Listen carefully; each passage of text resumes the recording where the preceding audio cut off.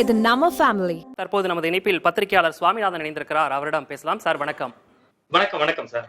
Sir 10 ஆண்டு காலமா பாஜக ஆட்சியில் இருக்காங்க. அதனை எதிர்ப்பதற்கு ஒரு வலுவான அஸ்திரமா அந்த தேர்தல் அறிக்கை பார்க்கப்படுது. இப்போ காங்கிரஸ் தரப்பிலிருந்து இந்த தேர்தல் அறிக்கையை வெளியிட்டிருக்காங்க. இதை எப்படி பாக்குறீங்க? இல்ல சார், காங்கிரஸ் கட்சியினுடைய இந்த தேர்தல் அறிக்கையில ஒரு வகையில மாநில சுயாட்சிக்கான ஒரு இடம் இருக்கிறதா இதுல நான் பாக்குறேன். ரொம்ப குறிப்பா அந்த நீட் தேர்வு விவகாரத்துல அந்தந்த மாநிலங்கள் முடிவெடுத்துக்கலாம் அப்படிங்கிறது ரொம்ப ஒரு வலியுறுத்தப்பட்ட ஒரு கோரிக்கை.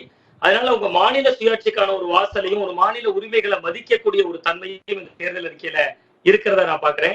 இன்னொன்று இன்றைக்கு அந்த காங்கிரஸ் கட்சியினுடைய அகில இந்திய தலைவர் பதவியை ஒரு பட்டியல் சமூகத்தை சேர்ந்தவர் வகித்துட்டு இருக்காரு. இப்படியான நேரத்துல பட்டியல் சமூக மக்களுடைய துன்புறுத்தல்களை தடுக்கிறதுக்காக ஒரு தனியா ஒரு சட்டம் அப்படிங்கக்கூடியதும் இந்த தேர்தல் அறிக்கையில பார்க்க முடியுது.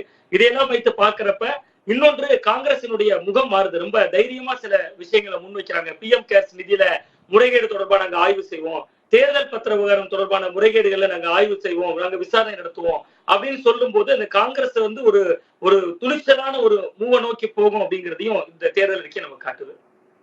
இப்போ இந்த தேர்தல் அறிக்கையை பொறுத்த வரைக்கும் மாணவர்கள், இளைஞர்கள், அதே மாதிரி விவசாயிகள் எல்லாம் அவர்களுக்கான சலுகை என்பது இந்த தேர்தல் அறிக்கையில் இடம்பெற்றிருக்கு. இப்ப அனைத்து தரப்பு மக்களையும் கவரும் விதமா இருக்குன்னு நீங்க நினைக்கிறீங்களா? அதுல குறிப்பிட்ட விஷயம் என்ன சார்?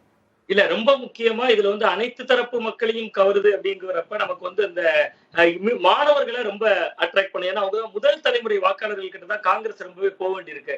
ஏன்னா முதல் தலைமுறை வாக்காளர்கள்ட்ட காங்கிரஸ் ஆட்சியில இருந்து மத்தியில இருந்து 10 ஆண்டுகள் ஆயிருச்சு. சோ அவங்களுக்கு முதல் தலைமுறை வாக்காளர்களை காங்கிரஸ் கவர வேண்டிய கட்டாயம் இருக்கு. அந்த நேரத்துலதான் அவங்க நீட்டை சொல்றாங்க, நீட்டுக்கு ஒரு விளக்குங்கிறாங்க. அதனால முதல் தலைமுறை வாக்காளர்கள் கிட்டையும் நல்ல ஒரு மாணவர்கள், அதாவது இப்போ ஒரு 18ல போகக்கூடிய மாணவர்கள்ட்ட ஒரு அட்ராக்டிவ் ஏற்படுத்தும். அது மாதிரி ஒரு இளைஞர்கள் அந்த மாதிரி தரப்பினரையும் கவர்றதுக்கான சில அம்சங்கள் வச்சிருக்காங்க. இன்னொன்னு, காங்கிரஸ் கொஞ்சம் துணிச்சலா பேசணும் அப்படின்னு நினைச்சவங்களுக்கு இந்த மாதிரியான அந்த விசாரணை அமைப்புகள் அமைப்போங்கிறத தேர்தல் அறிக்கையிலேயே கொடுக்கறது கவனிக்க வைக்கக்கூடிய ஒண்ணா இருக்கு. ஆனா எல்லா மக்களுக்குமானதான் நம்ம இன்னும் தேர்தல் அறிக்கை இப்பதான் வெளியே இருக்கு, நம்ம இன்னும் முழுசா படிக்கிறதுக்கான அவகாசம் தேவைப்படுது. அதை ஒட்டிதான் நம்ம அதை பத்திய முழுமையான ஒரு முடிவுக்கு வர முடியும். இப்போதைய நிலையில ஒரே நாடு ஒரே தேர்தல் முறை கொண்டு வரப்படாதுன்னு இருக்காங்க. இது எல்லாமே நம்ம சொல்றது ரொம்ப ஒரு மாநில சுயாட்சிக்கான ஒரு எல்லா மாநில கட்சிகளுக்கும் ஒரு அங்கீகாரம் கொடுக்கணுங்கக்கூடிய காங்கிரஸுடைய பழைய பெரியண்ணன் தன்மையிலிருந்து கொஞ்சம் மாறி இருக்காங்கிற ஒரு அணுகுமுறையும் இதை காட்டுது. அந்த வகையில இதை நம்ம இப்போதைக்கு வரவேற்கலாம். இப்போ இந்த தேர்தல் அறிக்கையில ஊடக சுதந்திரம் மீட்கப்படும் அப்படின்ற ஒரு விஷயத்தையும் வச்சிருக்காங்க. நீங்க ஒரு பத்திரிகையாளரா இதை எப்படி பாக்குறீங்க?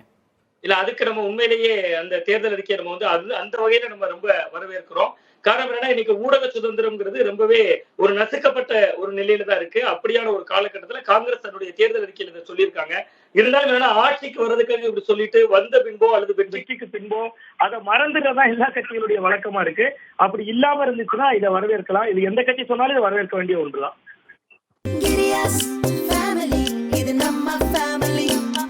அன்புள்ள கிரியஸ், இது நம்ம ஃபேமிலி.